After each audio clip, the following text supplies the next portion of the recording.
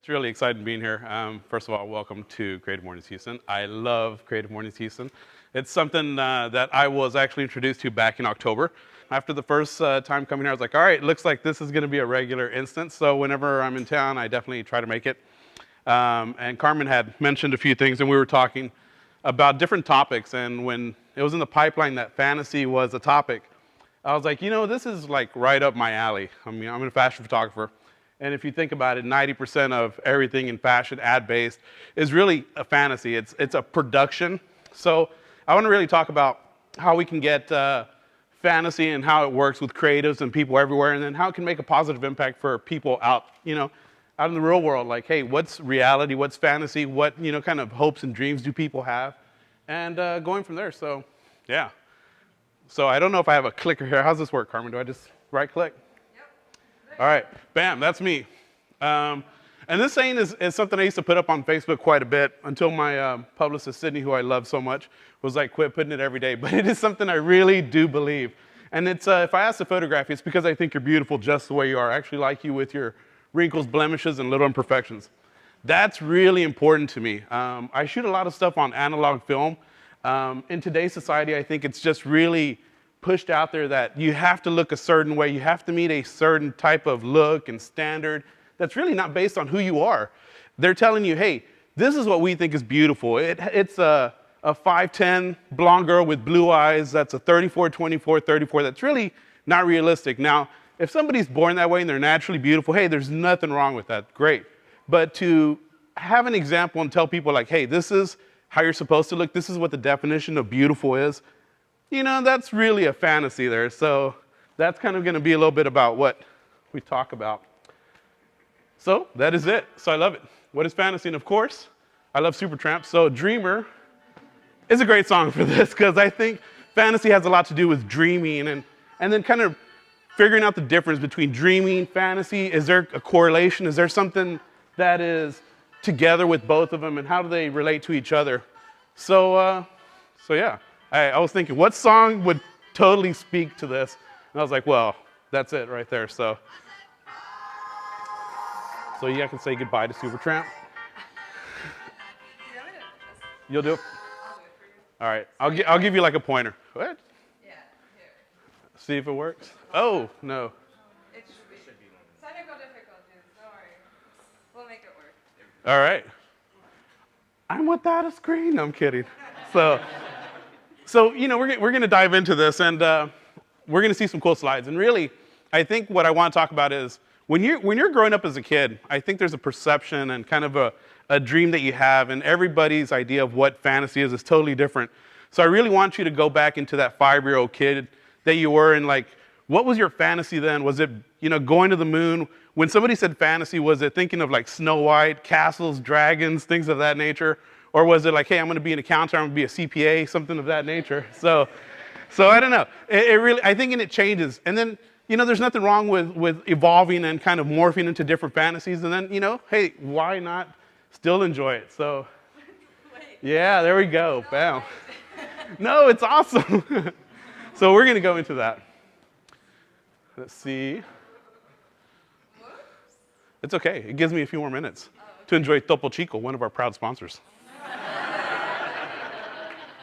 See, but they would probably want like somebody like Brad Pitt up here, so not a fluffy guy like myself. But hey, I do love the product, so it's good stuff. There you go. Would your fantasy include unicorns, dragons, castles? Gold at the end of the rainbow. That's it. Yeah, I think so. We can all agree, yes, something cool. Everybody has a different fantasy. And let's go. Oh yeah, unicorns, dragons, gold, yes, please.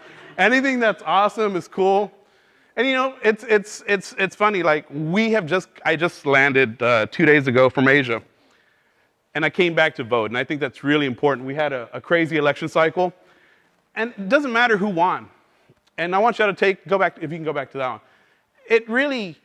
It's important that you guys realize one thing, that each person here, regardless of your candidate winning or losing, has a fantasy. I mean, they want to do something for themselves, for their people, for their followers. And it's our goal to kind of, try to get it and make it work somehow. So I wanted to incorporate that because I think that's like a big fantasy for people, especially coming back. It's a very electric voting thing, and it's our right. So I thought that was cool. I thought it meant with the, it kind of went with the topic. And yeah, some people right now are saying, holy smokes, Donald Trump's president. And other people are like, I am so glad.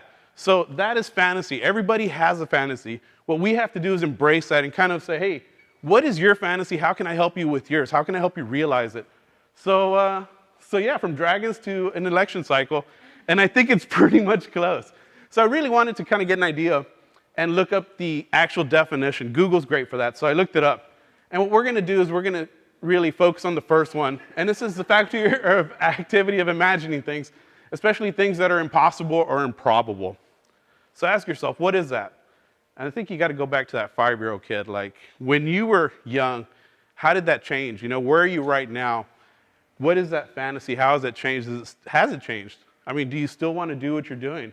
How can you make your fantasy a reality? How can you morph it into a dream and then put kind of an action plan together? So I happen to work, as I mentioned, in a really interesting industry. I work in fashion. So it can be beautiful, it can be magical, it can be romantic, but it can also be very superficial, and there can be some little negative pundits to it. So I kind of wanted to talk about that. And really, my talk is based on a lot of this, and we'll go slow on the slides. I'll let you know when to change them on this, Carmen. But this is really important. I think when we look at this image, everybody knows that's Justin Bieber. That's Justin Bieber. That's not Justin Bieber. But it's what's forced upon us every single day. And if we have a fantasy that we want to live and we want to actually succeed and do, we have to live our fantasy. We have to, aspire to accomplish our goals, our dreams, and come to a realization that, hey, some people are going to tell you, hey, this is what your fantasy should be. Say, screw them. Your fantasy should be your own fantasy. What you want to do, what you want to be. There's nothing wrong with this. Or maybe there is. I mean, the kid's a good-looking kid. I mean, there's nothing wrong with that. I wish I was that skinny. I'm a fluffy guy. I was like, I would die to be that dude.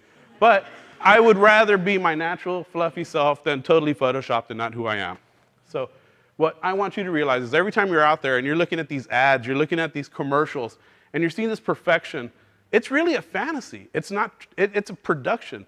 I mean, there's professional, big-time elite models that are telling you it's a full-blown production. When they wake up, they don't look like that. A few do. But there's still a whole process that makes them look how they want you to perceive them. So let's go to the next slide. Next slide is a Victoria's Secret model. And you might not notice little differences, but there are a few. And as a photographer, I shoot a lot of analog stuff. Analog means your old school film, type you develop, you take out of a camera. And it has to do with a lot of the projects I'm working on, especially one called Encounters, where it's just portraits of people, just the way they are, no Photoshop, no retouching. But if we look at this, even this girl, a full-blown top model that's doing a catalog work for Victoria's Secrets, she's Photoshopped. She has to be skinnier. There's some natural arm there. I don't know. It's just the contour of your body. It's her body. It's her shoulder blade. It's not acceptable. So, I mean, is that reality or is that fantasy? What are we telling everybody? What are we kind of forcing down their throat, saying, hey, you have to look a certain way? This girl is not hot enough. I mean, it's crazy if we think about it. Like, okay, I can't take her out to coffee. No, I want this version. Please, I will not ever hang out with this girl because she's just horrendous, as you can tell. So yeah, let's go on to another one. Same thing here, beauty campaign stuff. Beautiful person on this side. Both images are cool. Now, if she naturally looks like that, hey, more power to her. But this will never fly in an ad world. It'll never fly in a magazine or on a billboard. It's a fantasy. They're telling you, hey, this is how somebody looks every day. Maybe, but the majority of people know. They have imperfections, and there's nothing wrong with that. Imperfections, I think, are beautiful. It makes you who you are. I don't know if it was Dove or somebody, but they did a fashion shoot where they had like 4 or 5 girls, and they totally did a fashion shoot. They photoshopped their images, they did the hair, makeup, and at a later point, they actually showed them the results. And the girls were quite stunned, I think. They looked at him and they're like, hey, at some point I really believed that this is what I wanted to be. This is who I wanted to look like. But then the girl was like, I don't see my freckles. I don't see the gap in my tooth. It's really not who I am. So, we really have to kind of accept who we are. Kind of, be happy with ourselves. Love yourself. I'm a fluffy guy. If I want to be skinny, hey, it's because I want to be skinny. It's because I want to have more energy to go hiking or whatever. It's not because some dude in a boardroom is telling me that I'm not a good-looking dude being a fluffy guy. Screw that guy. So let's, we'll change it. Same thing there, just another image. So I don't know what y'all notice, if y'all notice much of a difference. But that is what you're going to see every day. That's what you're going to see out here on Main Street. You go downtown on billboards, going down 59, ad campaigns, Chanel, Cartier, whoever it is. There has to be a change. There's some change that's actually happening now. Victoria's Secret just recently did a campaign where one of their models actually had her stretch marks. I mean, the girl was like a size 2. But she's a human. She has a body. She has skin. She actually grew from a baby to a full-length human being. So she has stretch marks. They left them on there. And there was just an outpour on social media of people thanking them and telling them, hey, we appreciate this. There's certain things. I mean, I'm not going to lie. I'm going to show some of my images too, or maybe some of these are, that are going to show some. This one isn't. But that are going to show some Photoshop. And it's just kind of even putting myself in that mindset where I'm trying to change as a photographer, change as a person, and empower people to really kind of do that. But if I'm not practicing what I preach, then why am I doing it? Let's go on to one more. This is a campaign for a cosmetic company. This girl is 16. Perfect, beautiful young girl, perfect skin, but it's not perfect enough. Can we go to the next one? There's a few blemishes there, but even those few blemishes would never be accepted on an ad campaign. It's just how it is. And I think our job is to really separate fantasy from reality and saying, hey, is there anything, wrong with it? What's wrong with reality? I have a lot of clients that sometimes come to me, and I've had some clients that I have totally lost because they want to be photoshopped. They want to be transformed. Maybe a 60-year-old philanthropist or a socialite here in Houston. Hey, I want to look like I'm 40. I'm like, hey, you know what? I actually like you the way you look. I can't do that. Maybe if I was a Photoshop wizard, I probably would, but that's just not my forte. But I think it's important that, with this topic, fantasy, it's like we go back to that definition, what is it?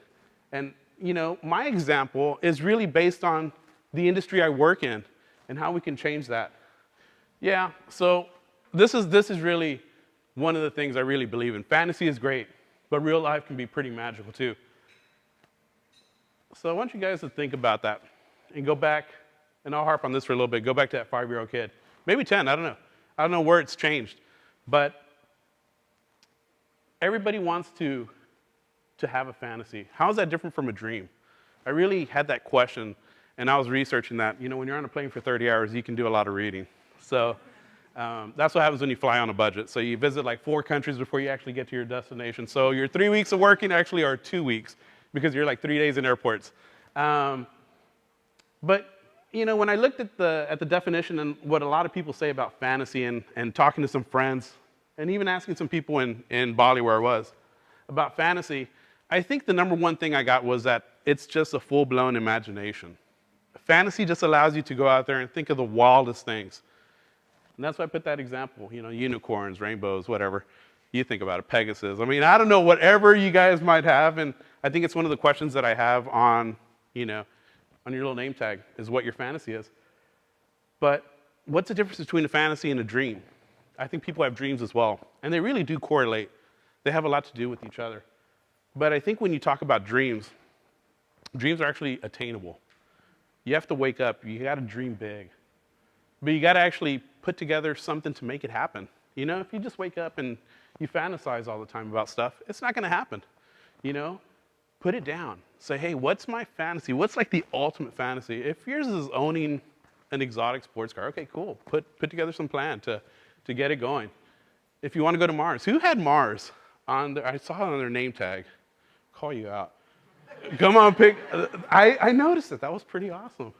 So that's, I don't know if you can say going to Mars is a fantasy or if it's actually a dream or if it's reality.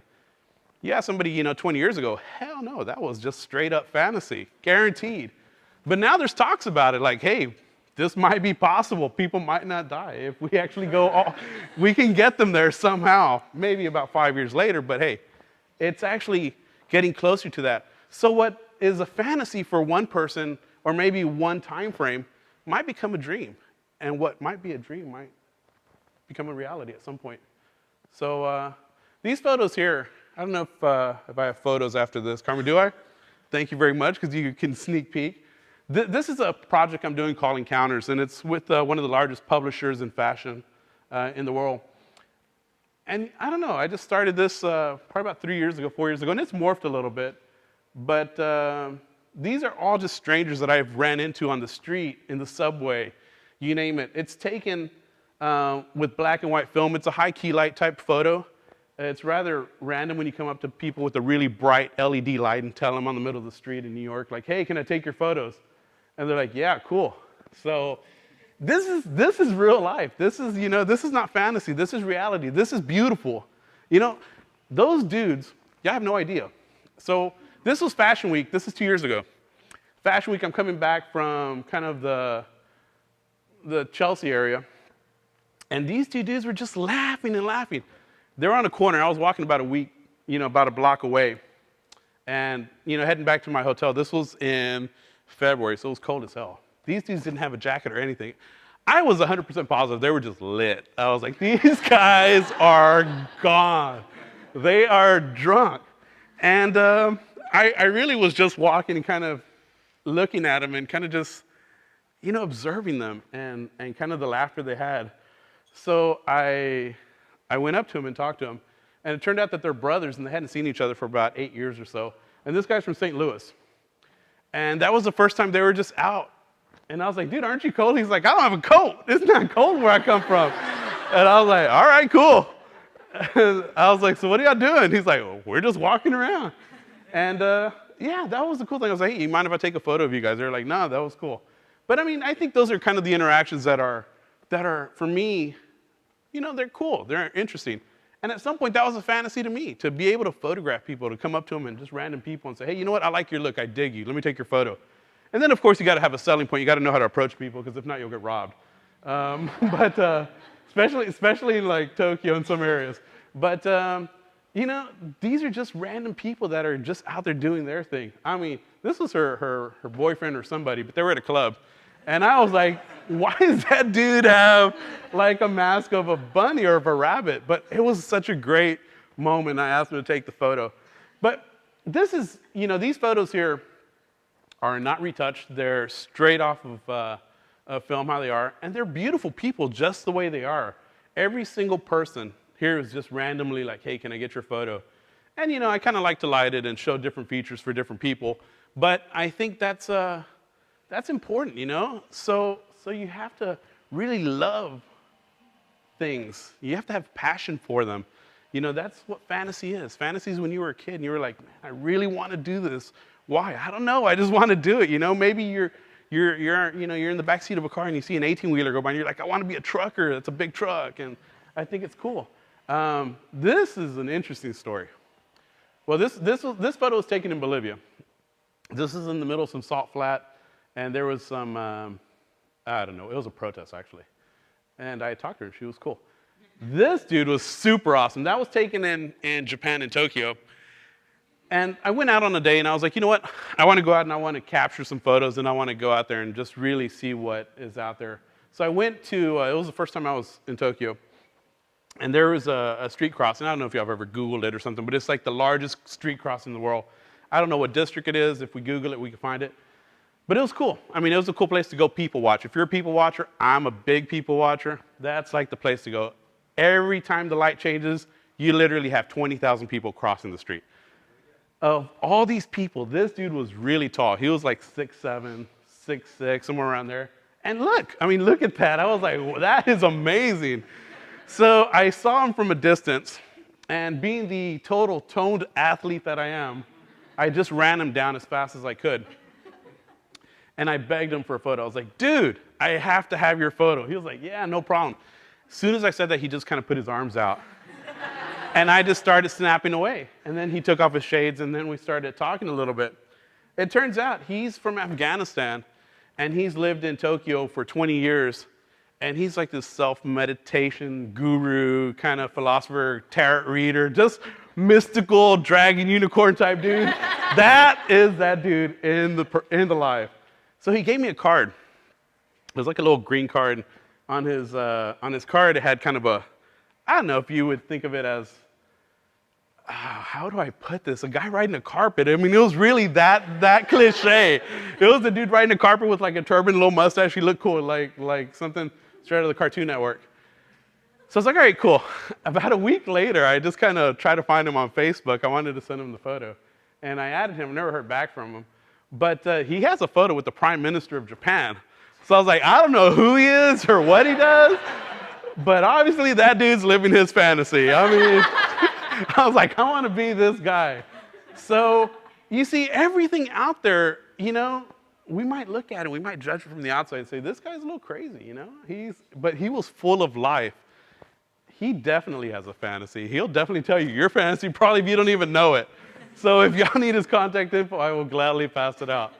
But that was kind of the beautiful thing, that from the outside you look at this person and you wouldn't really think much about it. And, he looks a little charming and just colorful and cool. But, I mean, there's a lot of stuff. I mean, when you find a photo of him with the Prime Minister of Japan, you're like, okay, I don't know how you met him or how that came about, but it was cool. So that is kind of the reality of that. This is something I wanted to kind of talk a little bit about, and kind of going back through all the different photos from what we're looking at and the definition. How do you use fantasy? How do you use it to impact, your community, your friends, your family, whoever it is? And it can go from many different ways. I mean, from the photos of your 5-year-old vision of what a fantasy is to, the election cycle that just happened that's, pretty divisive. Everybody still has a fantasy. So when you got up a little while ago, and it was the first time we've done that. I thought that was really cool. Everybody met, whether you knew each other or not. Hopefully you met somebody that you didn't know. But it'd be kind of cool. You ask them, hey, what's your fantasy? And you can read what they have. And I saw a few different things. Weather might be crazy in the back, I don't know. But, I wonder how that's different from your 5-year-old fantasy. And I go back to 5-year-old because I think that's a good age where you're just dreaming of a whole bunch of stuff. You're thinking about, you're innocent. You're like, hey, this is what it is. That's why you always have a little kid tell you straight up how you look or if something's right or wrong. They're like definitely the judges to be. But, I think it's important that, to help other people and to realize theirs. I think first you have to find out what your fantasy is, what your goal is, what you want for yourself, and then how you can make it happen. So, you want to live your fantasy, not someone else's. Go back and make it happen, like, hey, this is what it is. How can I change that from a fantasy to a dream to a reality, And there's nothing wrong with having fantasies that just never happen. Hell, I want a Lambo. I've always wanted a Lambo. It's not like on the highest priority list where I would have stayed working in corporate America in the med center. But, if it happens, hey, cool, that's fantasy come true. But that'll be some far off, distant land and dream. But I think that's really important to kind of know what you want, love yourself first before you kind of can go out there and talk to other people and say, hey, this is what your fantasy. And don't judge people. Like, they might have some crazy fantasies. Like, all right, cool, man. I hope that happens. Maybe some you don't want to help, with their fantasy coming true. But for the most part, this is really important. And I think that's really important right there, where I put learn to love others. And I think people say that all the time, and it's a little cliche, especially right now. It's like, hey, you know what? This happened, or this is going on. Your baseball team. I mean, think of like Boston Red Sox fans and New York Yankee fans. They hate each other. Like, they do not like each other. But if we think back, there was a game right after 9/11 at Fenway Park. So you have the New York Yankees coming to Fenway. They're hated rivals, and definitely not anybody's fantasy to see them win at there in Boston. But they had some compassion. They knew what just happened in 9/11. And what they did was so cool. They played New York, New York. And I've seen that video on YouTube a few times, and it's kind of hard to find. But I thought that was just like the really cool example of, what they were doing for each other. And they kind of realized that, during that time, like, hey, you know what? We're going to put aside our needs, our desires, kind of what we want, and go from there and look to somebody else and say, hey, what is your dream? What is your fantasy? What are you feeling? What is your pain? What is your happiness? What is your anger? Just channeling all that in. And that was cool. So, yeah, that was that. And I think that comes down to this, encouraging others. Not just encourage people, but actually empathetically listen to them. Say, hey, what do you want to do? How do I want to make this happen? And kind of asking yourself, hey, is there anything I can do to help that person with their fantasy? It's, I think, let me look back. 7, 8 years ago is when I was working in a corporate America. I worked at Methodist Hospital down the street. And I told my boss that I was leaving to be a photographer. And there was not a moment or even an instant where they kind of laughed it off or said anything. The boss that I had was a little bit depressed because I was like the only person in cardiology that did anything. Literally because I was the only person. It's not because I was a good employee. I was the only person there. But from the moment I kind of mentioned my dream and said, hey, you know what? I want to pursue my creative side. I want to do the photography. A little bit about my background. We'll get into that in a bit. But never was there a hesitation there where they said no. Right off the bat, he's like, let me know what I can do to make it happen for you. Have you thought about this? What can we do? Is there anything that we want? And then they actually took the time. He's like, hey, let's have lunch. And he asked me, what are you trying to do? What do you want to do? And that was the exact question. He didn't use the term fantasy, but he did use the term dreams. He's like, hey, what's your dream? What do you want to do? And I was like, I want to pursue photography. I want to do this full time. He's like, all right, do it. He's like, you need to do this. These are some of the risks. He happened to be an artist on the side that did clay works and pots and stuff of that nature. So he provided a lot of insight of what was needed. So not only did he encourage me, but he kind of helped me. He's like, hey, pitfall, don't do this, don't do that. Don't go spend your whole 401k partying in Europe.